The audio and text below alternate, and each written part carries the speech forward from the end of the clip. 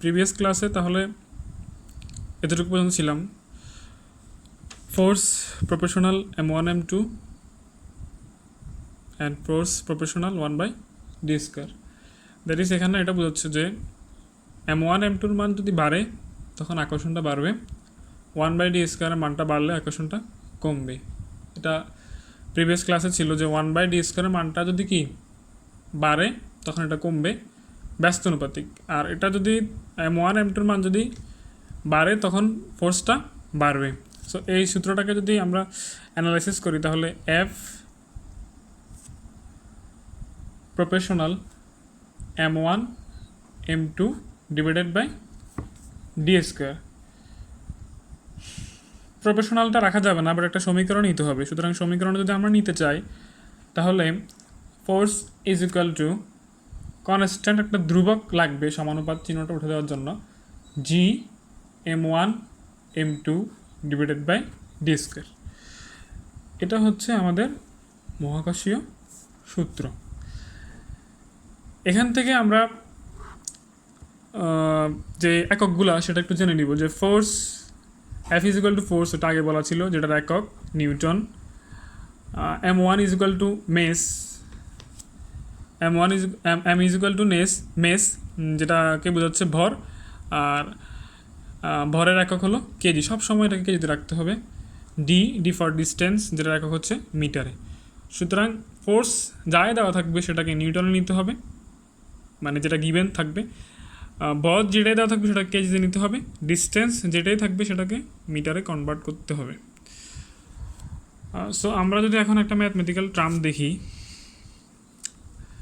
Suppose দুইটা বস্তু, এখানে একটা বস্তু, এখানে একটা বস্তু, দুইটা বস্তুর মধ্যকার আকর্ষণ বল F, দুইটা বস্তু সেন্টার থেকে সেন্টার যে ডিস্টেন্সটা সেটা হলো D, সেন্টার থেকে সেন্টার যে ডিস্টেন্স সেটা হলো D। আর এখানে এই দুইটা বস্তুর ভর, প্রথমটার ভর m1, দ্বিতীয়টার ভর m2। তা আমি যদি ধরি যে m1 is equal two 2 KG দেওয়া আছে প্রশ্নে, m2 is equal two 3 KG দেওয়া আছে প্রশ্নে, ডিস্টেন্স তাদের দেওয়া আছে 6 মিটার, তাহলে আমাকে বললো যে ফোর্সটা বের করার জন্য। এখানে আরেকটা কথা, কনস্ট্যান্ট ধ্রুবকের যে মানটা সেটা সবসময় ধ্রুবক থাকবে। g is equal two 6.673 into 10 inverse 11। এখানে ইনভার্স 11, এটা লক্ষণীয় বিষয় যে g is equal two 6.673 into 10 inverse 11। এখান থেকে আমরা যদি প্রশ্নটা দেওয়া থাকে তখন আমাদেরকে লিখতে হবে এভাবে, পরীক্ষার খাতা লিখতে হবে গিভেন ডাটা, পরীক্ষার খাতায়ও লিখতে হবে গিভেন ডাটা। তাহলে এখানে আমাদের কি কি ডাটা দেওয়া আছে,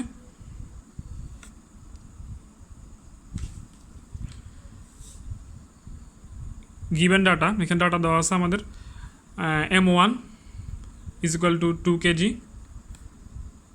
কেজি দেওয়া আছে, m2 is equal two 3 KG দেওয়া আছে, দেন এখানে d is equal to 6 metre দেওয়া আছে। সো এখানে ইউনিট কনভার্সেশনের কোনো দরকার নাই বা প্রয়োজন পড়ে না, বিকজ এখানে ইউনিটগুলো ঠিকমতো দেওয়া আছে। আমাদের ইউনিটগুলো লাগতেছে নিউটন কেজি মিটারে, এখানে ঠিকমতো ইউনিটগুলো দেওয়া আছে, বটটা কেজিতে দেওয়া আছে, ডিটা মিটারে দেওয়া আছে। সুতরাং আমাদের এখন বের করতে হবে আকর্ষণ, force. F is equal to, আমরা যেটা জানি, g m1 m2 divided by d²। So এখানে g এর যে মানটা সেটা কনস্ট্যান্ট থাকবে সবসময়, 6.673 into 10 inverse 11 into m1 is equal two 2, m2 is equal two 3, d is equal two দেওয়া আছে আমার কত এখানে 6 স্কোয়ার। এটাকে যদি আমরা ক্যালকুলেশন করি তাহলে ক্যালকুলেশন করলে আসতেছে প্রথমে 6.673 ইন্টু 10 ইনভার্স দিতে হয় এভাবে, inverse 11 into 2 into 3 divided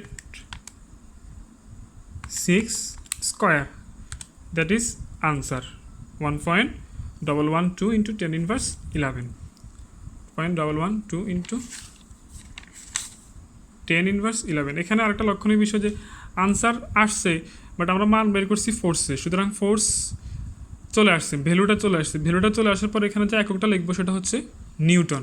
নিউটনকে N দ্বারা প্রকাশ করা হয়, এটা আমরা এখানে বুঝেছিলাম, force is equal to newton. সুতরাং লাস্ট যখন আনসারটা লিখবো তখন লিখবো নিউটন, দ্যাট ইজ আনসার।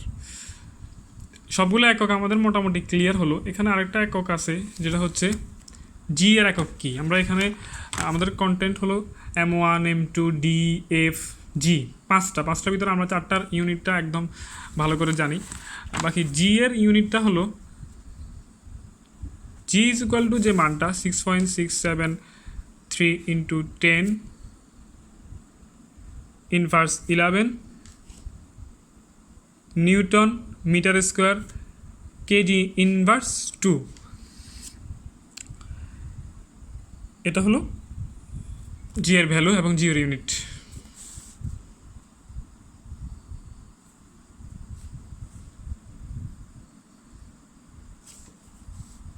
জি এর ভ্যালু এবং জি এর ইউনিট। সো এখান থেকে আমরা এখন জি এর মানটা, ভ্যালুটা কীভাবে আসছে, newton metre square kg inverse 2 এটা কীভাবে আসছে সেটা প্রুভ করব।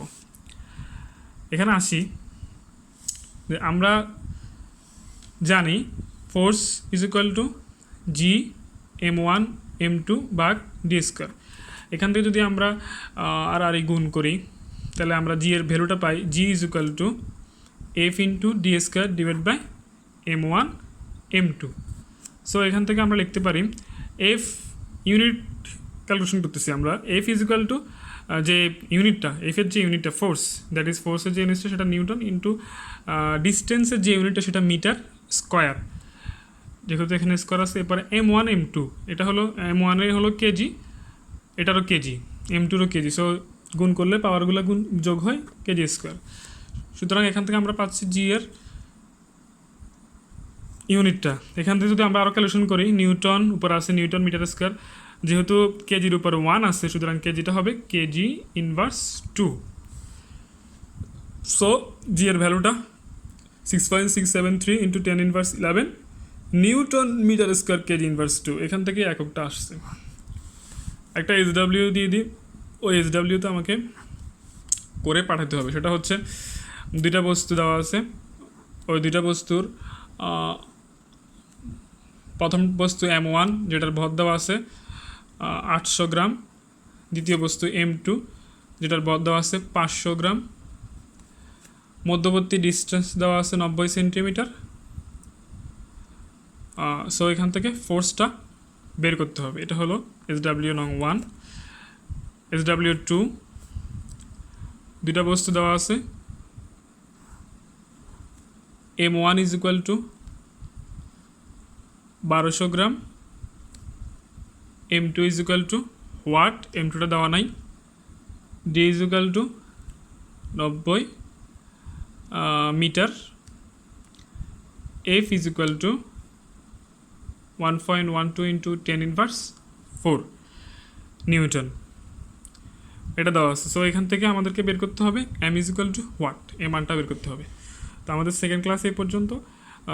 এরপরে আমরা অভিকর্ষ ত্বরণ, ভর ও ওজনের পার্থক্য নিয়ে দুইটা টপিকস নিয়ে নেক্সট ক্লাস আলোচনা করব। একটা হলো অভিকর্ষ ত্বরণ কী, অভিকর্ষ ত্বরণ কোথায় কেমন থাকে, কোন অঞ্চলে অভিকর্ষ ত্বরণ কত হয়, এটা নিয়ে আলোচনা করব।